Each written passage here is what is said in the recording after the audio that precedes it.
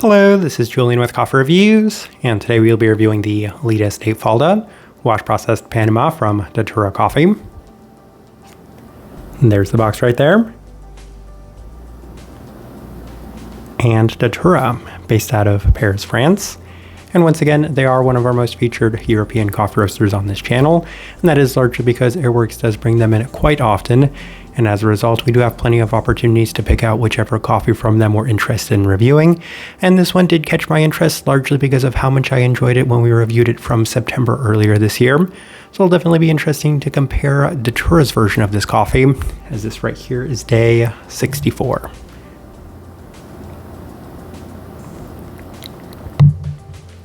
And recipe we went with for this coffee was Datura's recipe, which is a 14.2 to 1 water to coffee ratio, brewed at 93 degrees Celsius, about 199 degrees Fahrenheit. And I like this one best through the V60, which does indicate a more medium fine grind. Roast profile for this coffee.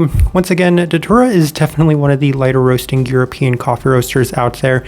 Now, still in comparison to some of their Parisian-based contemporaries like Substance, they're not quite as light as them, but even then, they are still lighter than even some of the Nordic-based coffee roasters that we've also reviewed on this channel. And that's why we align their profile as being on the more moderately light to very light side of things by most standards and metrics. With all that out of the way, let's go and start discussing this coffee. Day 37, first impression through the V60, and the coffee was definitely beautiful in the floral sense as it translated very well from the aroma into the cup itself, as there are plenty of the listed jasmine-like characteristics to it, as it's an extremely clean experience with some additional honeysuckle-like qualities to go alongside that, and it did finish off with a fair bit of complementary citric qualities to it, so it was a very nice first impression, very much in line with what you would expect for a coffee like this and a washed Panamanian gesha in general. Day 41 through the Chemex, and the coffee is lovely again, with a slight bit more of a vanilla cream sweetness this time around, but still an abundance of the floral characteristics, including a lighter white floral quality and a slight bit of a sugary peachiness to go alongside of a bergamot citric quality as well. So the first couple of days have been extremely easy to read this coffee. They've been very direct, and as a result, it's been just kind of easy to pick out all of the different notes, as this coffee definitely had a fair bit of depth to it on some of these earlier days. Day 44 through the UFO brewer, and the coffee is very nice yet again, as it's offering an excellent combination of cleanliness and intensity, especially in the listed fruit and floral scents. And that is something that I did need to highlight, was that this coffee definitely had plenty of intensity right from the onset, possibly more so than I might have expected for a coffee like this, as I previously mentioned in one of our other Datura Panamanian gesha reviews, that I am looking for these coffees to still be a little bit more on the delicate side of things, but these early impressions have been a little bit more intense than I would probably expect going into them. Outside of that, there was an immensely clean base, allowing for an extremely well-defined jasmine floral quality to it, and a slight herbality as well, so this coffee continues to remain lovely regardless of the brew method that we opted for. Day 47 through the V60 with Datura's recipe, so once again 14.2 to 1 at 93 Celsius. And the coffee does continue to perform well, as it's offering a combination of intensity and cleanliness yet again, with an abundance of the listed jasmine and peach qualities, both of which present in a very clean and well-defined sense.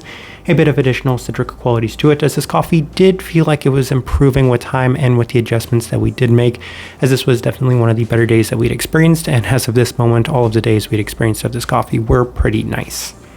Day 50 through the Chemex with the same adjustments, and the coffee is still nice, but this was perhaps the least impressive experience we'd had to this point, as there was a little less cleanliness and a little bit more of an herbal and slightly mineral quality to it. Otherwise, there are some traces of the peach characteristics as well, and plenty of the listed florality once again, even though neither of which were quite as pronounced and well defined as they had been on some of the earlier days. Day 54 through the V60 with our standard recipe, and the coffee was still solid but not quite as good as our Datura recipe day, as it does continue to offer a fair bit more intensity than we might have expected, especially given that this is a Panamanian gesha, focused this time around a little bit more on the citric aspects with a little bit more of that herbality as well. So that has been kind of trending in a direction that I haven't necessarily been the biggest fan of. Those earlier days with that extremely clean and well-defined florality was definitely something that I'd preferred. So on day 60, we opted back for the V60 with Datura's recipe, And the coffee was nice, but it definitely felt like the best experiences we had with this one were on some of the earlier days, as it has continued to skew on the citric and herbal side of things. So I honestly felt like this was the natural progression of this coffee, as those early days did seem to focus highly on the cleaner, more floral qualities of this coffee. However, the more we continued to work through this coffee, the more of the citric aspects we were experiencing. It does open up as it cools down with a fair bit of a lemon bergamot-like characteristic, and the peachiness coming through at the tail end, however, none of which was quite as clean and well-defined as it had been on the earlier days. All right, let's go ahead and put up the tasting wheel so you can see what we're getting.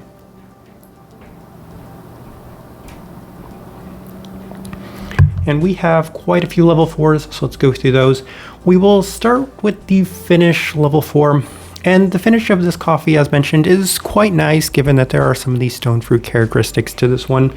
And in addition to that, plenty of citric qualities as well. And on the earlier days, it did seem to focus on those citric aspects.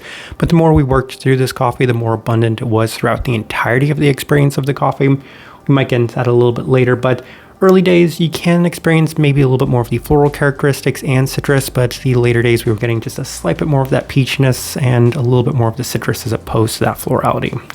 Sweetness, level 4. It is a pretty sweet coffee, and in comparison to the Altieri Panama gesha that we had also recently reviewed from Datura, I can say that this one did have a much better and well-defined sweetness to it. So for that reason, I'm much happier with this one being at the level 4. I even mentioned in that review that there was one Panamanian gesha we liked significantly more than that one. Florality, level 4. Early days, I did feel like that had potential to score a level 5, given that that was the most abundant characteristic.